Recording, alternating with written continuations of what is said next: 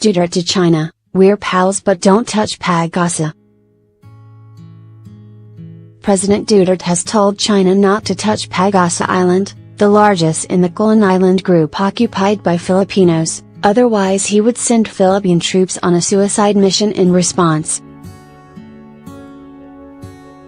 The president, who spoke during a campaign rally in Puerto Princesa City, Palawan Province, on Thursday night, said he was just giving a word of advice, not a warning, to Beijing.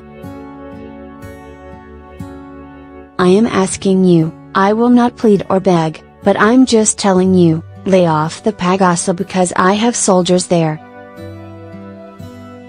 And if you lay a finger on them, it's another story. I will tell my soldiers, prepare for a suicide mission, Duterte said.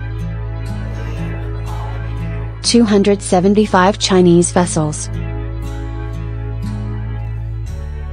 Let us be friends, but do not touch Pag-asa Island, otherwise, things would be different, he said.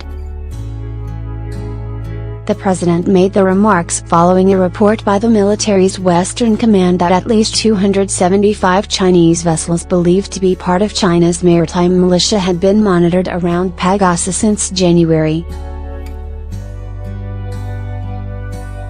I'm trying to tell China, Pag-asa is ours. We have been there since 1974, Duterte said. China's claims to nearly all of the South China Sea, including Pag-asa, have been invalidated by the International Arbitral Tribunal in 2016 in a ruling on a case filed by Manila against Beijing, which has ignored the decision. The president said he would rather strike a compromise than resort to an armed conflict with China because the Philippines was incapable of waging war over the West Philippine Sea.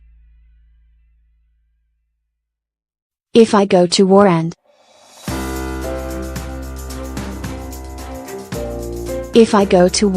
it will pulverize my navy in a matter of minutes.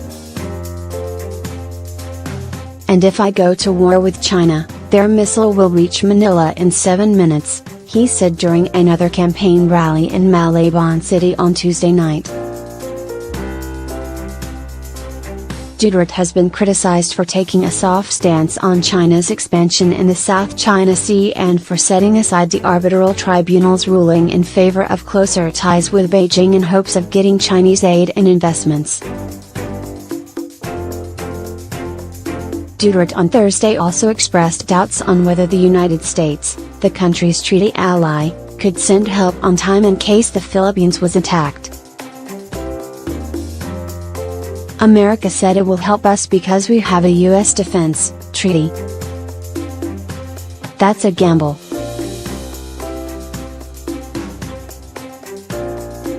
They say, I have your back covered.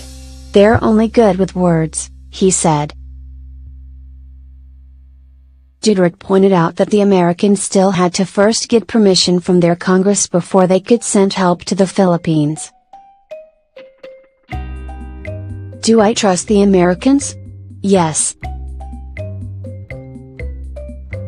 But will that help be on time? That's the problem, he said.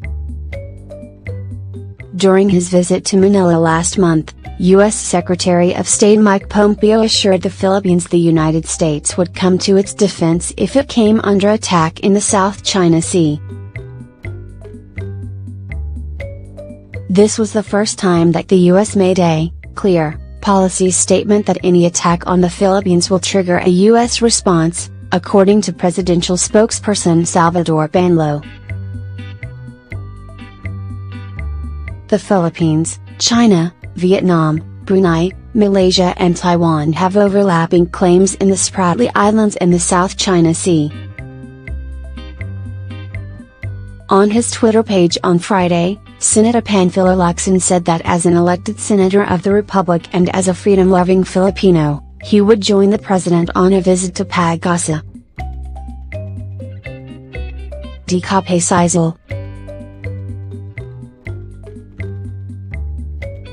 No Philippine president has visited the island.